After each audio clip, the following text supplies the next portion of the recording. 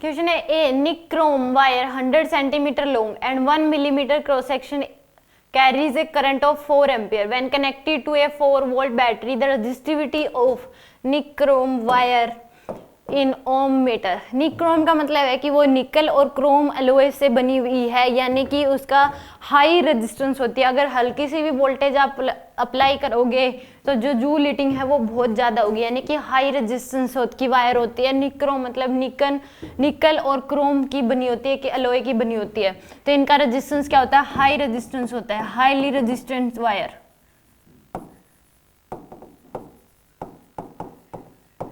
और ये होती है निकल और क्रोम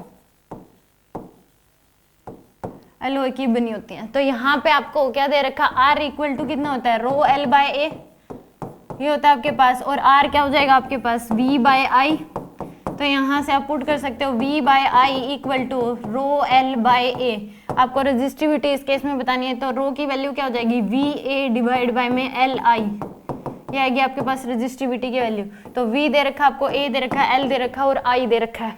तो यहाँ से rho equal to resistivity equal to V की वैल्यू दे रखी है आपको 4 इंटू में क्रॉस सेक्शन एरिया 1 इंटू में 10 की power minus 6 metre square divide by में L दे रखा 100 सेंटीमीटर, यानी कि 1 मीटर के बराबर।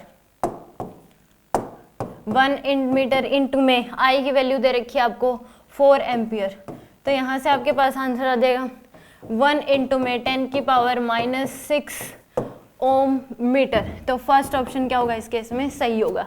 सिंपल, आपको बस इस केस में ये पता होना चाहिए कि निक्रोम क्या होता है? हाईली रेजिस्टेंस वायर होती है।